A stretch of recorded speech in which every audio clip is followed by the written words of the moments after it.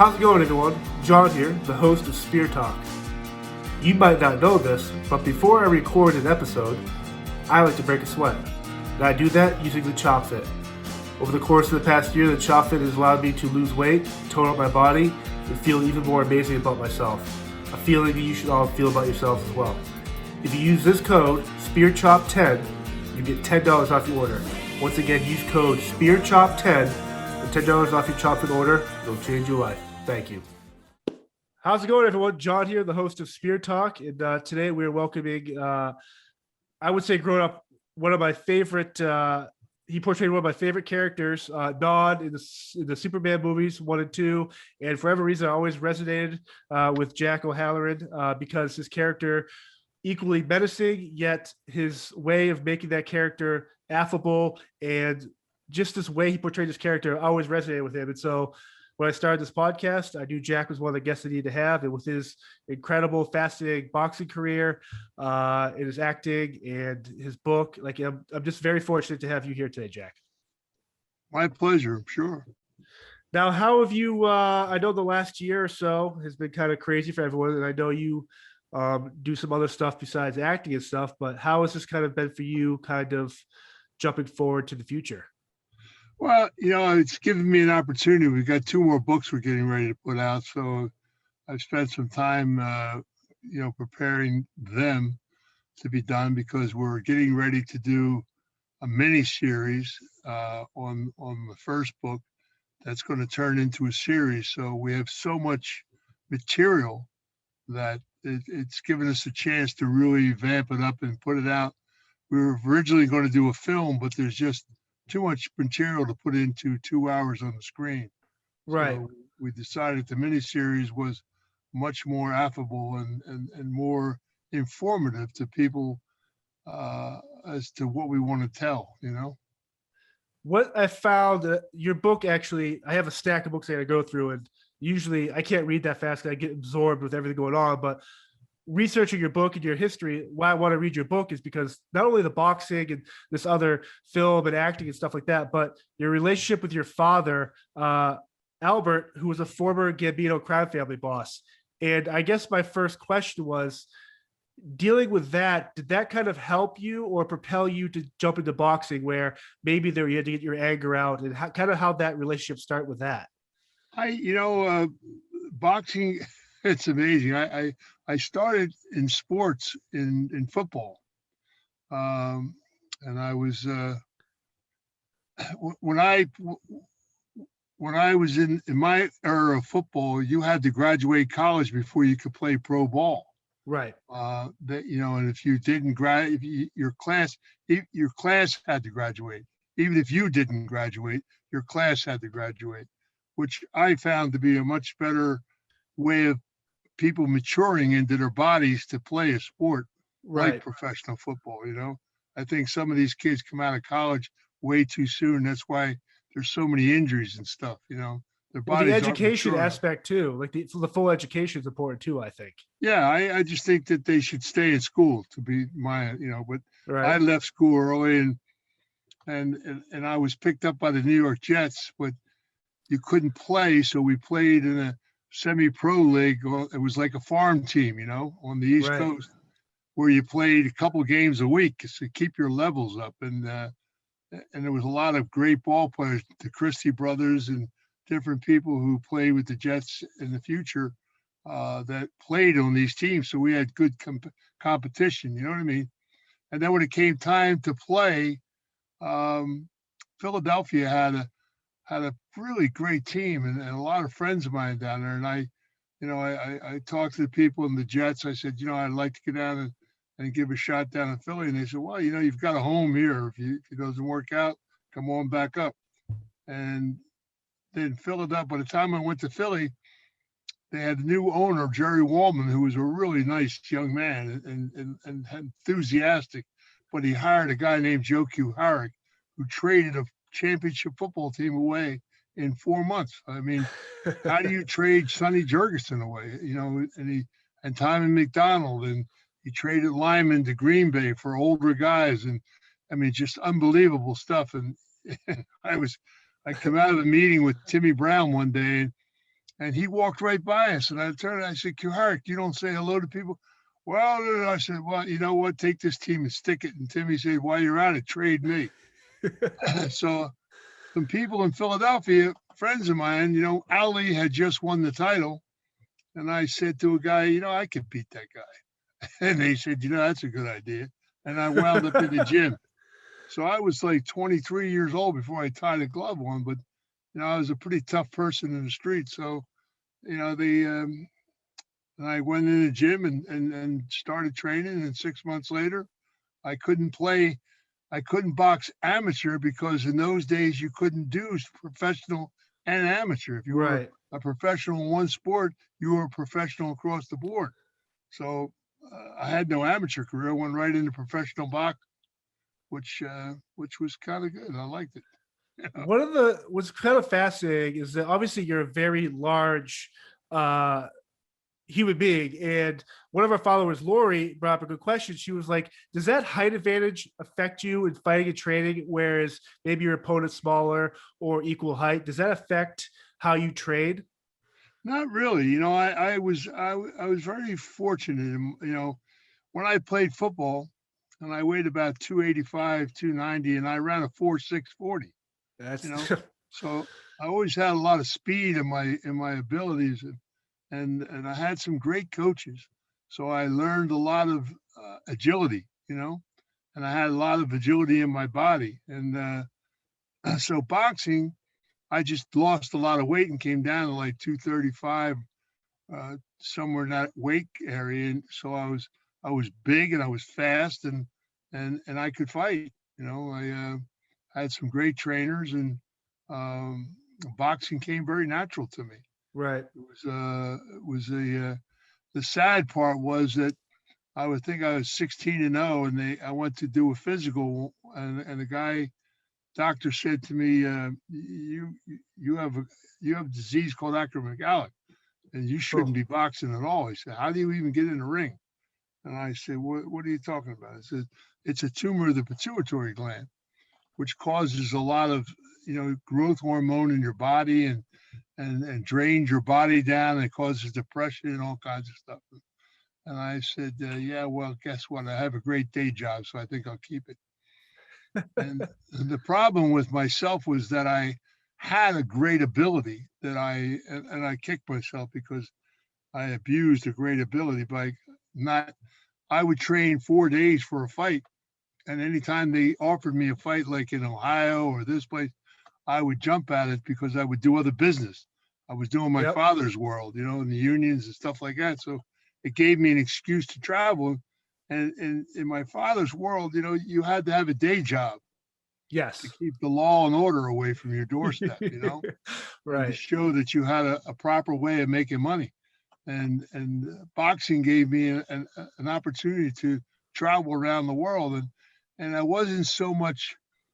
I got out of the thought pattern of winning a title because of the notoriety and everything, and it was a kind of a mixed message in myself. So if I blew a decision somewhere, most of the time it would be a hometown deal where we're boxing in somebody's backyard, and Right. if you went the distance, you were jeopardy of losing decisions. But whenever I went and trained, like for a month or something, um, I beat a lot of ranked fighters, and so it gave me a lot of recognition.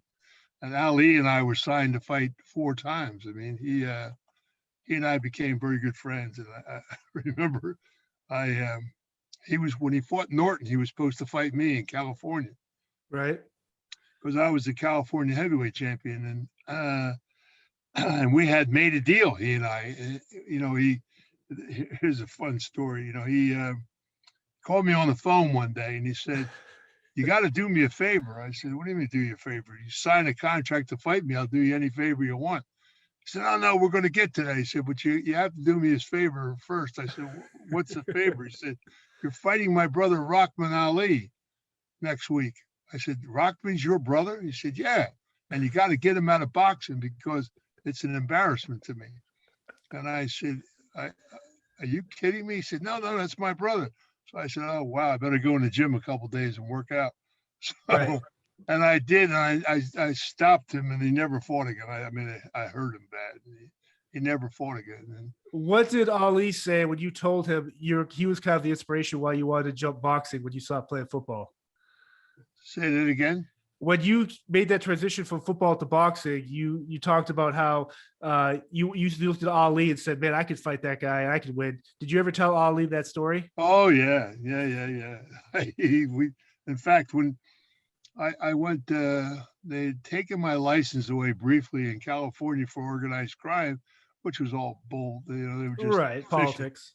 They were fishing. But I got a phone call from Detroit, from Michigan, to fight Alvin Blue Lewis, who had just won 13 rounds with Ali in Ireland, and they were trying to make another title fight. So he came back, he beat Ernie Terrell, he beat another guy. And if he got by me, they would give them an excuse to get another Ali fight. So the guys, I said, well, can I get a license? And they said, absolutely, we'll give you a license. Will you take the fight? I said, absolutely. And so it was like 2 weeks away from the fight. So I flew out to Michigan, and I was in pretty good shape because I was running every day, but I gained a few pounds. I was up about 45, 50, something like that. Right.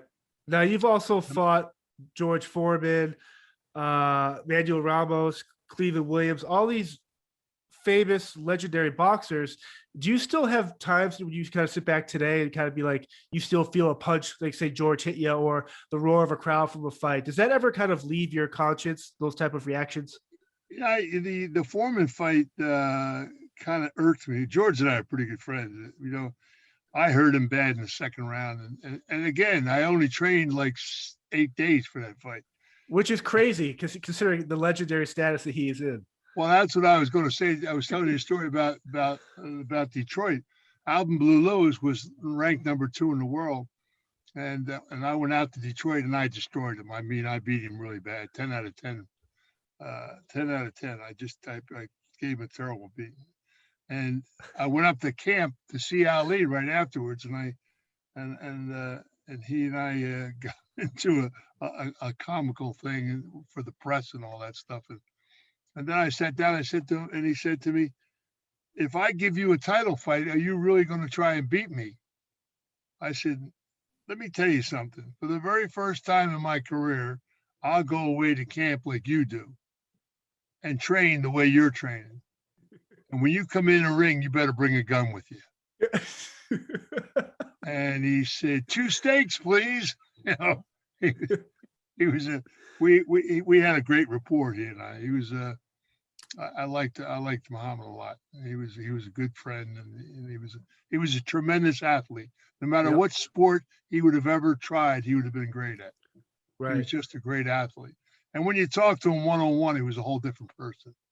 Muhammad was a very bright guy, and he knew exactly what he was doing. And it's very sad that the reason what killed him, what tore his body up, everybody thought it was from boxing, but his camp in Deer Lake up in Pennsylvania was right next to a mink farm where they sprayed for rodents and everything. So when he went out and did his road work and everything, he was breathing these toxins in, and it actually poisoned his system, and it deteriorated his system to where it appeared he had Parkinson's, but he really didn't.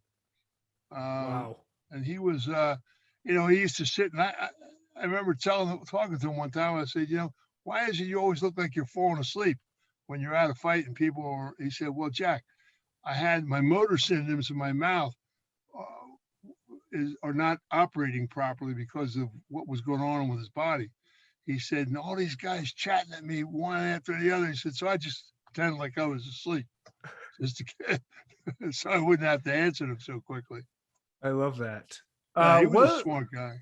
One of the crazier, I guess, cool things, you have people like Tyson want to come back and fight, Lennox Lewis, Evander Holyfield. Now, for you, when you retire, was there does that fighting spirit ever leave a boxer, or the people that in your world of fighting MMA or boxing? Do you ever lose that fighting spirit, or is that tough to kind of suppress? What I did after I retired, I was in the gym all the time, Gotcha. working out, because it was a great way of working out. and I went into the film business right after I retired from boxing. And they had tried to get me into the film business all the way back to 1966, when I turned down the Thomas Crown Affair with Wow. with my dear friend, because I really loved Steve McQueen. He was a good kid. They did the Thomas Crown Affair in Boston, and I was undefeated, and he wanted me to, we took care of him, and you got to come get on us. So I turned it down. Then I turned down the Great White Hope in 1968. Wow. After I'd been knocked out Manuel Ramos. They offered me the Great White Hope, and that was put together by Raymond Patriarca, who was trying to get me off the streets, and they were going to send me to Spain for 6 months. And I said, wait a minute, I just beat the number 2 heavyweight. I think I'm going to get another shot at Ali. And so I turned the picture down. But in 76, when I retired, 75, they offered me Farewell, My Lovely with Robert Mitchum. And Moose Malloy, great role. And I decided it was time to play. So I went out and did a screen test, and Mitchum said it's either him or I don't do the movie. So I blame Mitchum for it all, One of our Spirit Talk supporters, Rebecca, and you kind of talked about, but she wanted to know if the transition, was it an easy transition to acting because of your sheer size and your athletic ability, where you can portray these larger than life characters? Is that part of why people wanted to bring you into filming and movies, or is this like a natural transition for you? Doing sport, you have great timing, and timing is important in the acting business. And having Robert Mitchum as a mentor, right, was better than any schools I could have went to or any acting classes. He was great. He just took me by the hand and showed me where, because I had never done, all I had done is a few commercials and stuff like that when I was boxing.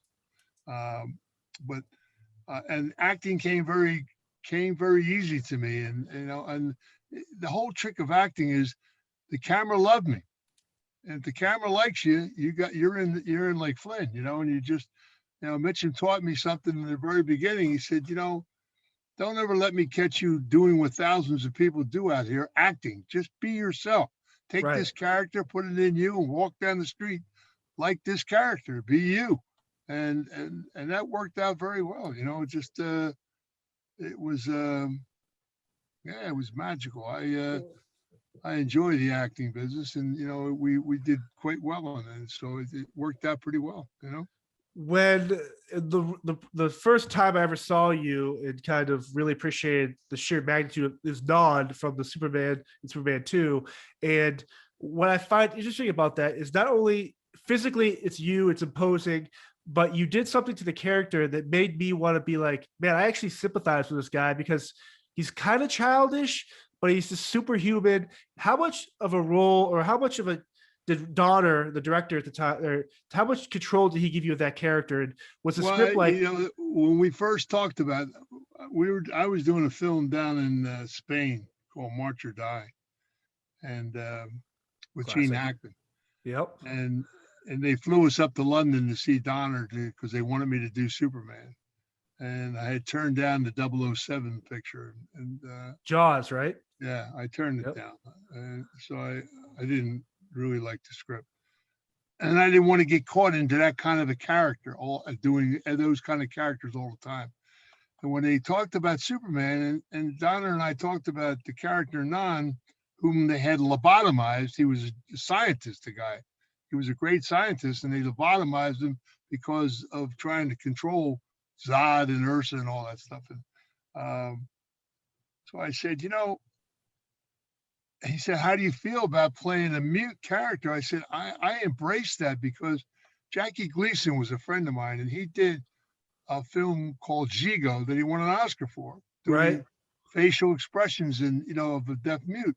So I said, I really embraced the fact of wanting to do this. I said, and Non's a great character because Zod is a a killer, is a real vicious guy, and Sarah's a man eater.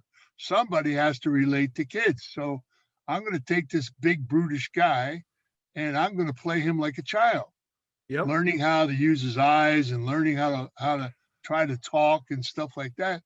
and it worked out pretty well, you know. No, it's just really cool. And so when you jump into that set, obviously you have the relationship with Gene Hackman, but with Christopher Reeve and the whole Superman brand, was this something that was, I can only imagine now with superhero movies being as big as they are, that Superman for me, that was my movie growing up. Like that was the only superhero movie I knew of. And so how important is it to be part of a legacy like that, the old Well, golden age of comic books? Superman 1 and 2 were The terrific best, films, the best. and I'll tell you, had they let Donner finish 2, I don't know if you've ever seen the Donner cut. But, I have it's got more of Marlon Brando, correct? Much better, yeah. It's a much Yes. better film, and Donner was just magic. Donner is a great director, and he lived, ate, and slept Superman. Right. But they didn't want to pay him. I mean, how do you cut Marlon Brando out of a picture? At the time, I don't get it. Right. They didn't want to pay him the points. They already paid him. I mean, he got paid to do the movie, and they paid him $4 million for 11 days work, at that time, which was a lot of money. And Marlon I loved Marlon Brando. Brando was a lot of fun. And I'll tell you a funny story. He's sitting, they're working. The first 11 days that we worked was with Brando because they needed to get Brando on film to get the money from the bank. Okay. Yep. And we're working about 6 days, and they're having dinner with Brando, the Pierce Spangler and the Salkinds and all, and Donner, and they're having dinner one night, and Brando said, we're really working really hard. He said, man, we should take a day off or something. And Donner was agreeing with him. He said, and they're kicking Donner under the table. We got to pay this guy. Crazy. No, and Pierce Spangler said, oh, Marlon, we can't afford to do that. And Brando said, what are you talking about? He said, well, it costs us a lot of money every day in production if we don't film. And Brando said, how much it costs a day? And they said, well, it's about $350,000. So Brando said, well, you know what? Let's take a day off. I'll pay. That's awesome. They almost fell under the table. Of course, they didn't do it, but, it was but Brando was that kind of guy. He was a practical joker. It's such I've been very fortunate in my career to have worked with people like Mitchum and Brando and Hackman and, Omar Sharif and Jimmy Coburn. And, I worked with a lot of great actors in my life. And and it was such a pleasure and such a learning experience, with every one of them. We just had a lot of fun. It's cool to hear. Superman was a great experience. Right. And your relationship with Christopher Reeve, how is that in terms of just him being the big star he was at the time? Was there any type of clashing of ego per se? Well, you have to understand something. That was his first picture. Oh, I did not know that. Never did anything before Superman. Right. And he did some soap operas, and he did a couple plays, and he was a graduate of Juilliard. And when he came on the set for Superman, he was 175 pounds, and they took a guy, I forget the guy's name. It's terrible. He played. He was in the Star Wars movies. Played the Jedi guy. He was a bodybuilder, and I talked to him. I said, they're going to hire you to build him up, but you don't want to bulk him because he has an ego. So you want to cut him like Steve Reeves. I don't know if you remember Steve Reeves. Yes. Mr. America, who was only 198 pounds, but he was defined. His body was cut perfect. I said, so you want to do that with Christopher, because when he puts that costume on, he's not going to want to wear any kind of stuff underneath to make him look like he's built or anything of that nature. Just make it. So they did that, and he put on like 20 pounds, and he was all natural for himself. You know what I mean? Right. Donner got a performance out of him that he never gave again. It was never the same with what Donner. I mean, the fact that they could have never got rid of Donner if Christopher Reeve would have stood up and said, "No Donner, no me." No, right. You understand? The original thing was to do 10 Supermen, like wow, Indiana Jones. They had a whole thing set up. So the Salkinds really, with their greed, shot themselves in the foot. because Richard Donner would have done 6, 7 Superman. It would have been a whole different franchise. And and Christopher didn't do that. And that's why Hackman didn't come back. And I almost didn't go back. Um, but it was like night and day working with Lester to Donner. Right. But we did what we did, and the films. You got to understand, Superman was the very first American superhero. Yeah. Because he was true American superhero. And it all disturbs me to watch how they've changed and made the films darker and darker and darker. Because in our Superman version, Christopher he always looked out after people. He wasn't out killing people and stuff like that. It was about putting people in jail and, doing things the all American way, Right. So they changed too many things, I think. And it's making it darker like the rest of this, like even Batman, they made darker. Right. And they just keep getting more and more darkness in what they're doing. So, well, you mentioned that Donner cut, and the color, when you put on like a really big screen TV and watch that cut, the color just pops, the reds, the blues. It just, even when you guys are in your Kryptonian outfits, the black, the suit things, like, it's just amazing how much you could see the whole world going on. Whereas today, while I do love these movies, it's kind of tough to see the intricacies of the seeds and the different characters. Well, I'll tell you something. The technology that we did is what they're starting to use now, LED on LED. We broke technical rules when we did Superman. And again, here's the Salkinds. These guys that had this technology, because we shot VistaVision, we had no CIG in that movie. We actually shot VistaVision on VistaVision. We had one huge screen, like 70 foot, and 3 pole arms came out of it. And with body molds at the end, and we laid in the body mold, and it gave us the motions of like we're flying, and they shot us into the film so we could fly under bridges, around buildings when we did the fight scenes, and it looked fantastic, like no wires. I mean, how are these guys doing that? And it wasn't CGI, it was really shooting us right in the film. And it worked phenomenal. It took a long time filming wise, but it came out terrific. And that's why 40 years later, those films still stand out. Just awesome. And much better than the CGI junk they're doing today. Yeah, no, it does. The real performance, real actors, real action. Yeah, it was just it was a great experience, to be honest with you. It was we had a lot of fun.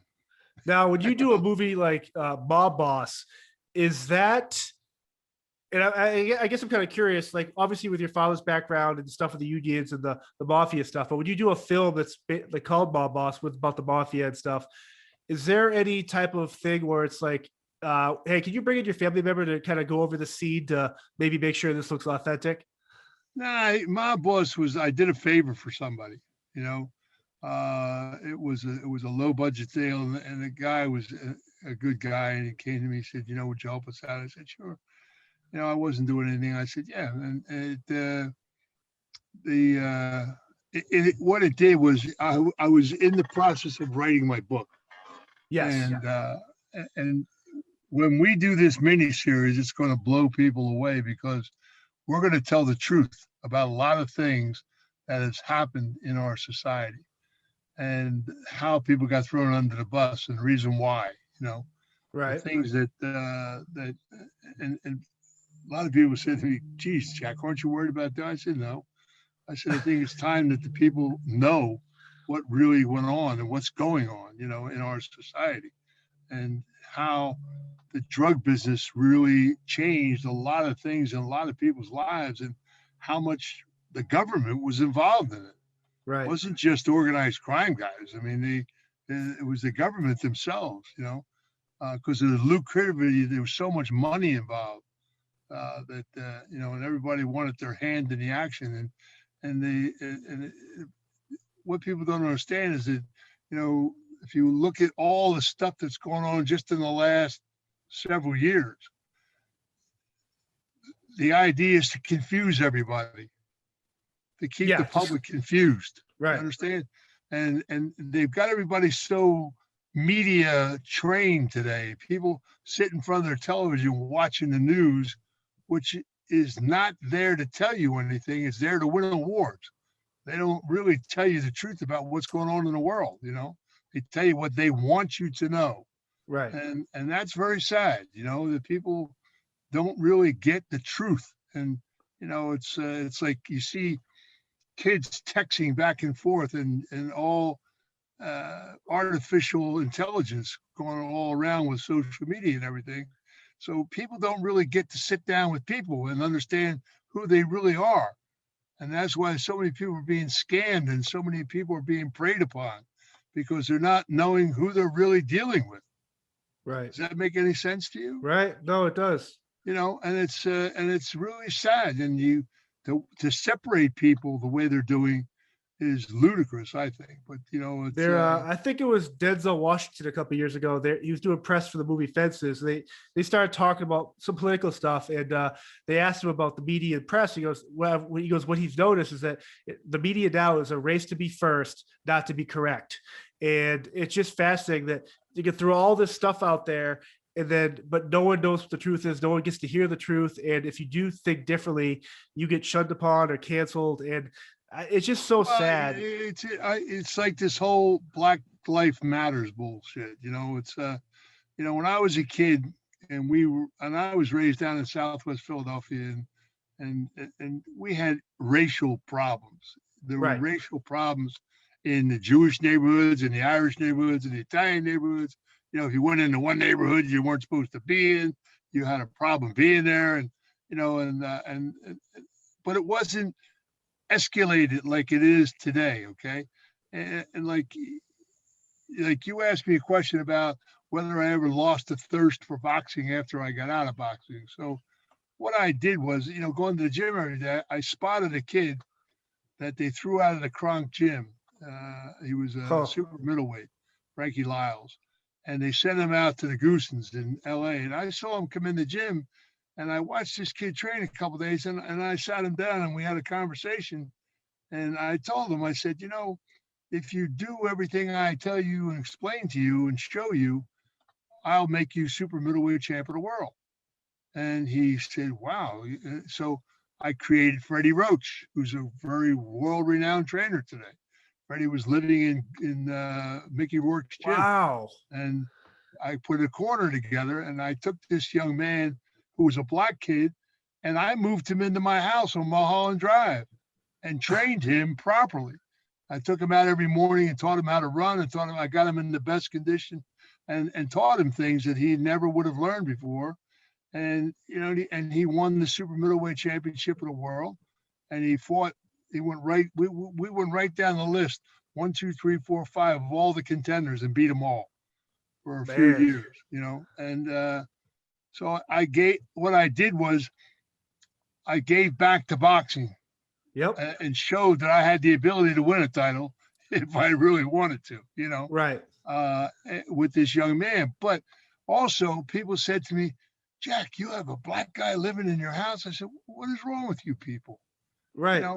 I mean, we all come up in the streets, and there was animosities here and there, but I think all those barriers for me were broken down through sport, through playing football and different sports that you played with, and you got interfaced with great athletes who were color meant no difference, to me at that time.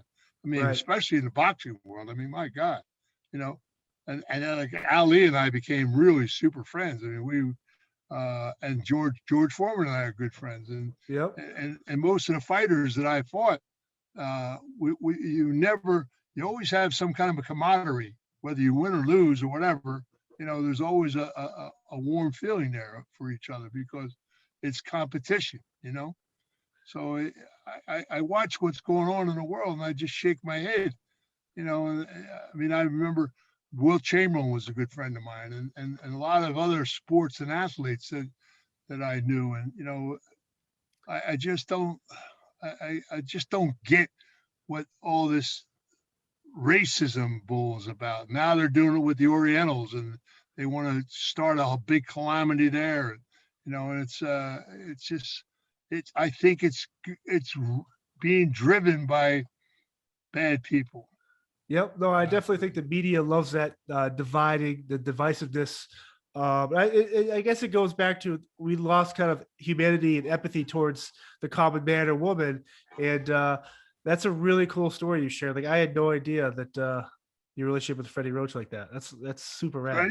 I started Freddie out. Freddie was he was living in Mickey Rourke's gym. He was, and he was working with a couple good fighters, but I gave him world recognition because we traveled the world with Frankie Lyles. We fought all over the place, and I let Freddie take, come up. I didn't need the splash in of being the greatest trainer in the world. I did it because I wanted to prove that I could do it. Right.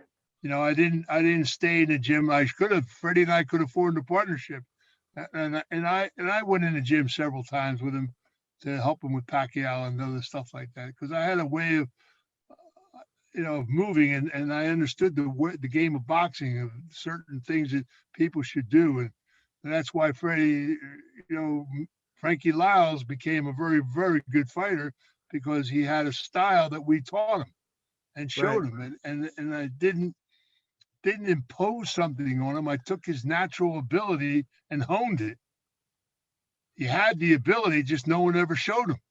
Right.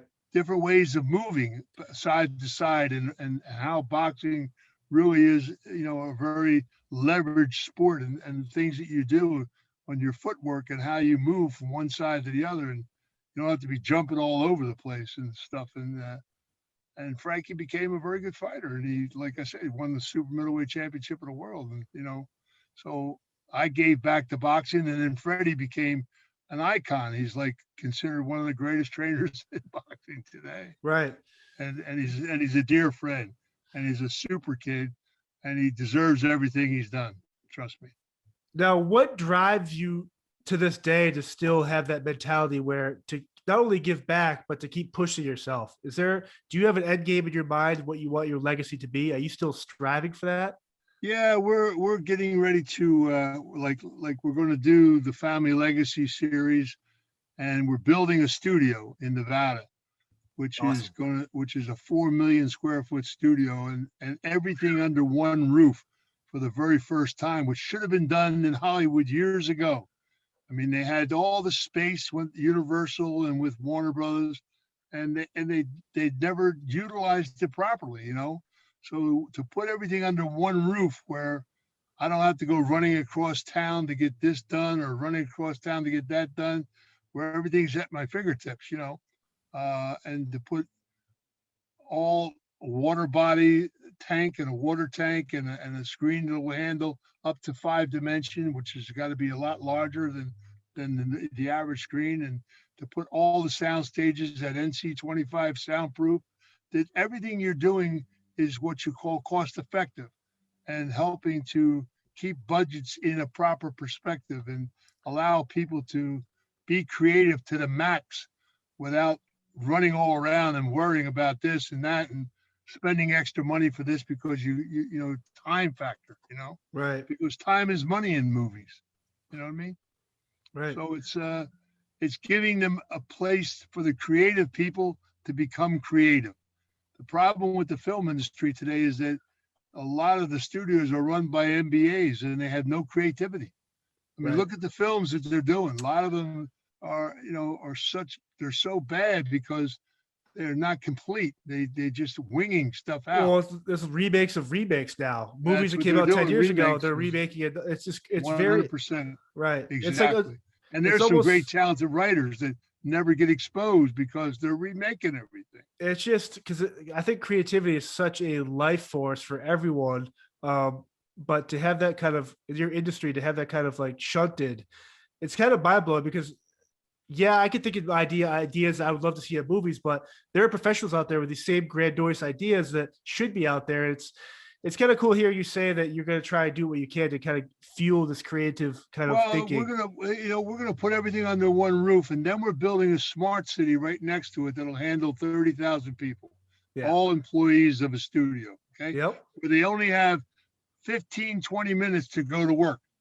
right now, if I do a picture at Warner Brothers, I live in Redondo Beach. I got an hour and a half, 2 hours traffic to Right, get one way. to and from the studio one way.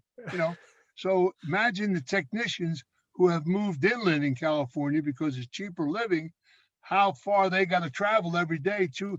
So by the time they get to work, they're frazzled. You know, Yep. because of the traffic, and so it takes them a while to calm down. And so, if you're going to be cost effective, you want people's minds sharp and what they're doing, and to make product the way it should be made. And it's there's not like, here's a good example.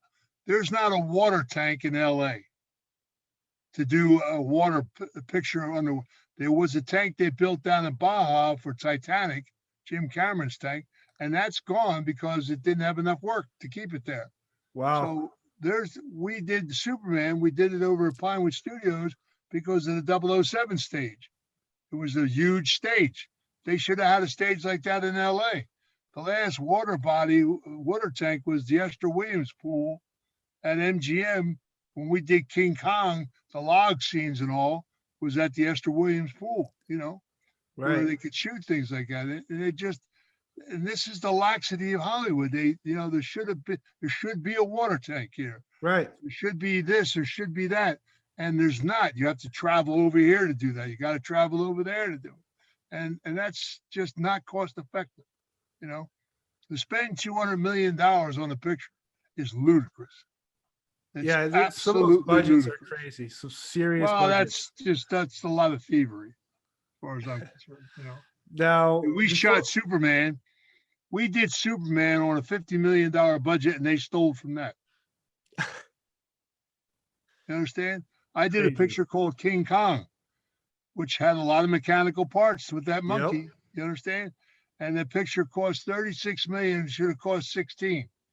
They had 4 producers on the set that, guys making decisions that they didn't know what they were doing. So every time you reshoot something, it costs you 4 times money. as much because you got to come back, reschedule, redo this, redo that. I remember Jesse Lang was sitting in the ape's hand when she was at the waterfall thing, and the ape, his finger came down and was touching her head and stuff like that. Well, the string broke and the finger fell and hit her on top of the head. Thought we lost Jesse. It was accidents like that shouldn't happen.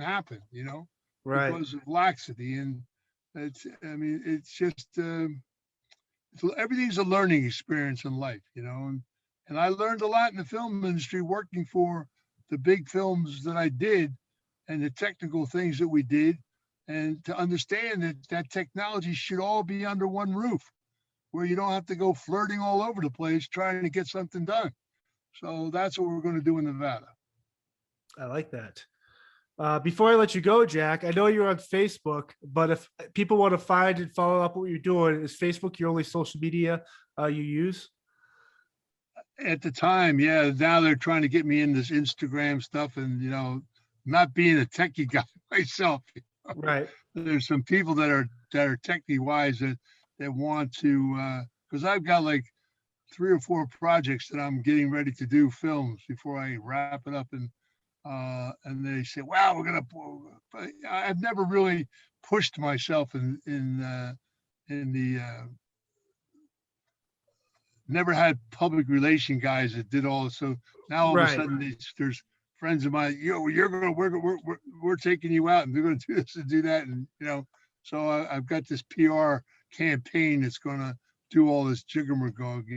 But makes me kind of laugh, to be honest with you. No, but again, you have this incredible legacy, and you're still building that legacy. I think what these people want to do is help people maybe appreciate you more or learn about what you got coming on. I think it's whatever we can do to help you. This has been a total blast.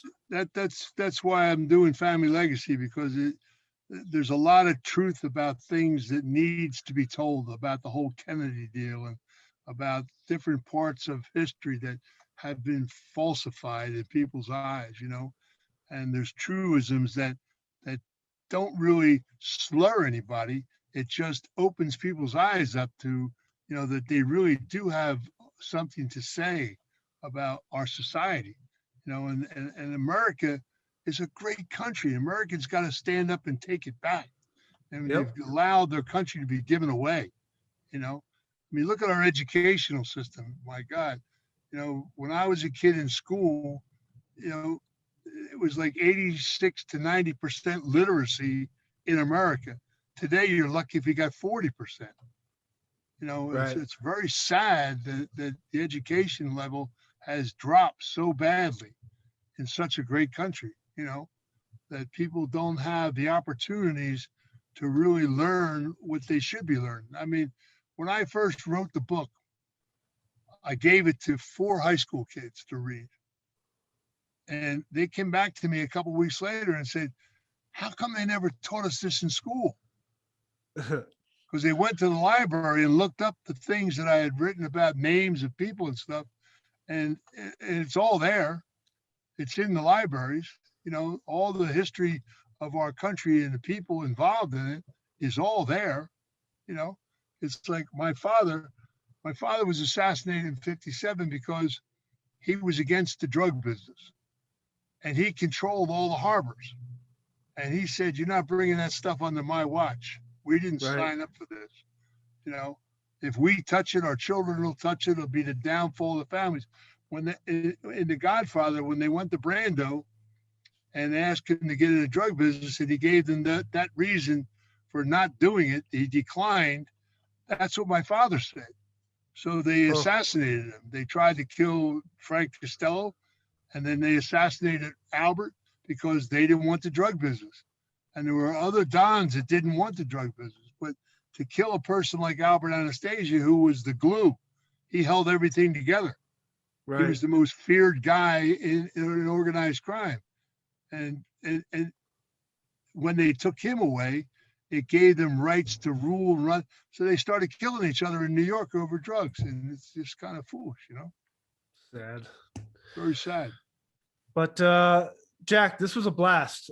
Thank you for this. It's been a good time, man. Awesome. Thank you. Enjoy the water behind you, the palm trees. And, very nice day out here, tell you. Yeah, it looks windy. Thank you all for checking out this week's episode. Once again, I'm John. If you liked what you heard and saw today, subscribe to our YouTube channel, find us on Instagram, Facebook, and Twitter, and check out our brand new merch store with hats, coffee mugs, t-shirts, other cool stuff coming down the pipeline. Again, thank you all for support. Be safe and see you next week.